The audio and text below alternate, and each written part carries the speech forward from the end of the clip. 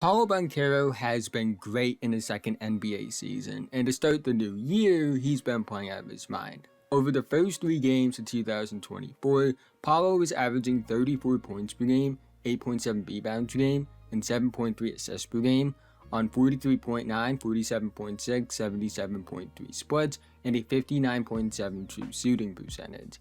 Paolo has shown scoring ability and versatility that teams covet in the modern NBA as a forward, on top of a rare combination of size, strength, and speed. In my last video, I talked about why I believe Paolo belongs in the same conversation as guys like Wembanyama and Chet Holmgren. In this video, I want to talk about how good he could potentially be at his peak, what the best possible outcome for his NBA career might be. But quickly before we go any further, if you're new and like basketball, I'd really appreciate it if you would like, subscribe, and hit the notification bell. I'm notified whenever I release a video. I make videos about basketball all the time, and liking and subscribing are the 2 best ways can help me out in the YouTube algorithm, help support the channel, and help me reach my goal of 10,000 subscribers by the end of the season. Let's try and get 100 likes on this video so YouTube will recommend it to others. Anyways, let's talk about Paolo Banchero.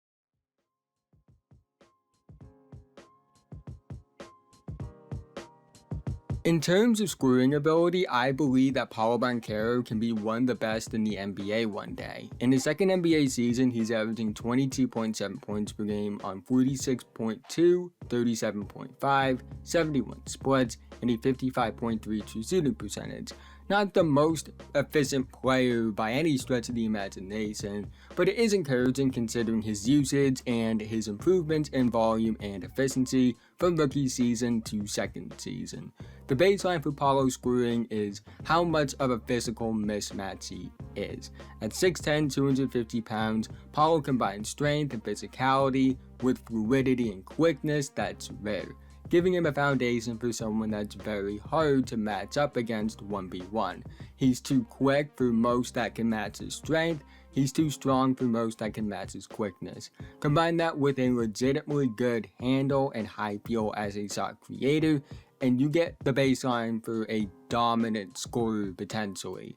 Now, the rim efficiency does need to get better. He's shooting 56.4% at the rim on 6.9 attempts per game. Not the worst numbers ever given the volume and the fact he's already a high-level foul drawer and a good playmaker.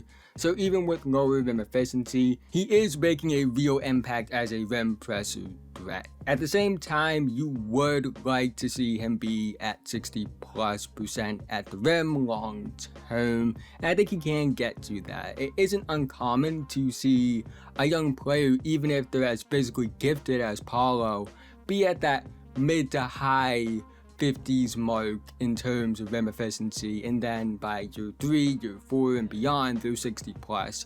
I just find it hard to believe based off his athletic profile and the physical tools that he won't be a great rim presser threat long term as somebody that is a 60+% from the field guy in that area. The other area I see promise with Paolo is his mid-range game. According to Clean the Glass, he's shooting 40% on 5.1 short mid-range attempts per game, which are shots between 4 feet and just within 14 feet, and he's shooting 39% on 2.6 long mid-range attempts per game, which are shots between 14 feet and just within the 3-point line. In my last video about Paolo, I talked about how, at the time, he was shooting around 31% on his long mid-range jumpers, and how he would need to get back to where he was as a rookie in order to live up to his full potential as a mid-range shooter, because he was shooting 39% on long mid-range jumpers as a rookie, and this season he's starting to get back to that.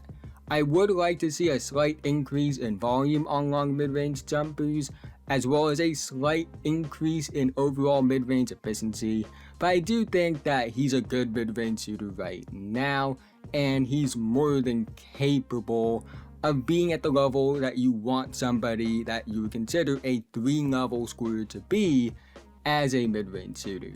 I believe he's already very close to the level where it expands his overall offensive game, because it just creates another area teams have to focus on.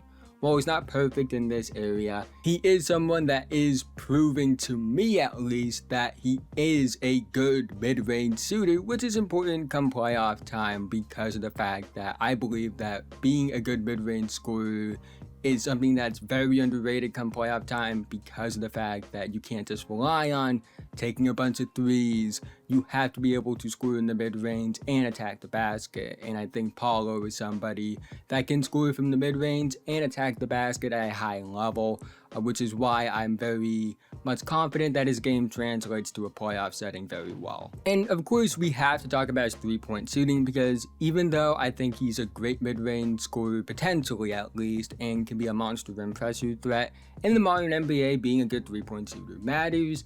And this season, as a three-point shooter, Paolo Banchero is at the level I think he needs to be long-term already. He's shooting 37.5% on 3.9 attempts per game. I don't think Paolo will ever be like Michael Porter Jr. or Paul George as a shooter, those high volume guys. But I think the best way to describe his three-point shooting is it's on leverage. Teams will defend the drive. They don't want him to score within the arc because he's much harder to stop attacking the basket and in the paint than he is at the three-point line. Because as of right now, the three-pointer is the most inefficient shot that he takes. But at the same time, I think if he can even maintain what he's done this season as a three-point shooter long-term, and considering the idea that every other aspect of his offense progresses, I still think he could reach his highest end outcome, even if this is what he is as a shooter long-term, and he never gets better as a three-point shooter. Because I think what he is right now reminds me a lot of what LeBron James was during his prime as a shooter. 4 to 5 attempts per game and mid to high 30s efficiency-wise. And from a game-to-game perspective, he could have games where he hits 5 to 8 of them and looks unstoppable. There'll be games he takes only like 1 or 2, or even games he takes none because they can't stop him in the paint. The long-term outlook on Paolo as a three-point shooter is one that I don't view as elite, but I also don't view it as someone they'll just leave on an island. You want him to take jumpers more than you want him to attack the paint, but you don't feel good about him getting an open three either. And the final part of Paolo Banchero's offense that I believe gives him one of the highest ceilings in the NBA is his playmaking. Paolo is a high field playmaker. He has the handle to create on the ball. He has the scoring gravity to create easier looks for others. He has good vision. He can make good reads. Now, he's not perfect. He does have his bad pass turnovers. And I'm not saying he's a point guard or like a full-time primary playmaker. He's a primary scorer that can be a high-level playmaker. That's the way I really view it. And to me, at least, I think he has all the tools to be one of the best advantage creators in the NBA because of how good of a scorer he could become.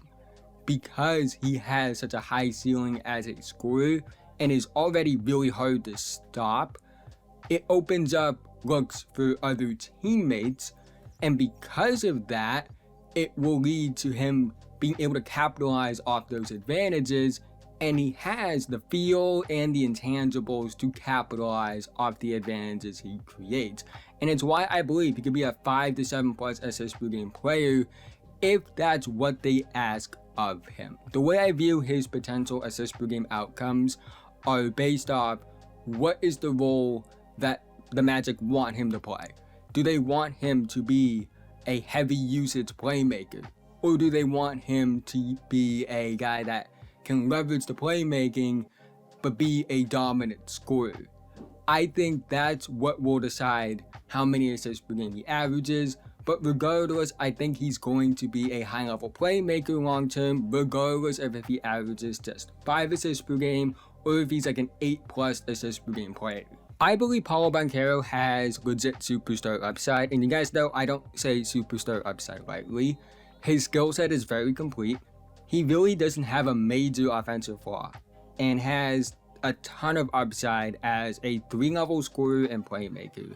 He's physically and skill-wise a mismatch for all but the best defenses in the league right now. And it's only year 2. And he's only going to get better from here. we aren't even close to what his full potential is. And I would argue he's already an all-star right now. In terms of what I realistically believe he will be long-term in the NBA as he reaches his prime, I think realistic high-end outcome is he's an all-NBA to maybe even fringe MVP candidate type of player. Someone that puts up 25 to 28 points per game, 7 to 8 rebounds per game, 5 to 7 plus assists per game, and is around 58 to 60 plus true shooting percentage.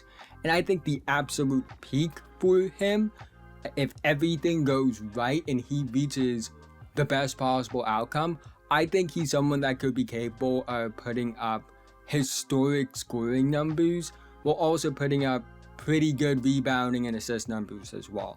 Someone that could put up 33 plus points per game, be around a 9, maybe flirt with 10 rebound per game, be a 7 plus assist per game guy. I think that's the best possible outcome because I do believe at his best he could be an MVP one day. And I don't really say those things lightly either. That's a high bar to reach. But it's just hard to look at a 6'10", 250-pound player that's as young as he is, with the skill he has, the feel for the game he has, the physical tools, the athleticism, and believe that it isn't a possibility that he would be an MVP. Because I think it's a real possibility he could be an MVP one day. It's why the Magic took him first overall. I don't think they would have taken Paolo first overall if they didn't believe he could be an MVP type player. And I believe he can be that type of player as well. This is somebody that can be the ultimate mismatch in terms of physicality, athleticism, and skill at the forward position. Someone that can be a high-level scorer. I think he can compete for scoring titles in the future and also put up pretty good rebounding numbers and pretty good assist numbers as well. And also do it on a good team. The Magic are a good team right now. And again, he's not close to his full potential. Franz isn't close to his full potential. And once those guys really start to live up to their full potential, with guys like Jalen Suggs playing well, on top of that, Anthony Black being a piece for them, among others, maybe they make a trade or two, the Magic are going to be a real problem for the rest of the Eastern Conference for a long time because of what they have as their two cornerstones, which are two 6'10" players that can dribble, play make, and score. And for Paolo in particular, I think he's a lot closer in terms of upside and potential to what Chet is and what Victor is. I don't know if he has more potential than Victor. I don't know if anyone does. But I do think he needs to be talked about as someone that has potential to be one of the 5 to 10 best players in the world at his best. Because I truly believe that is a realistic outcome for his NBA career, just based off what I've seen right now. But that's the end of this video. If you made it to this point, thank you so much. Again, haven't already, like, subscribe, hit notification bell, notified whenever I release a video. I make videos about basketball all the time, and liking and subscribing are the two best ways can help me out in the YouTube algorithm, help support the channel, and help me reach my goal of 10,000 subscribers by the end of the season. Let's try and get 100 likes on this video so YouTube will recommend it to others. Let me know what you think about Paolo Banchero in the comments section below. Love to hear all your thoughts down there. But with that being said, have a nice day, and I'll see you guys in the next one.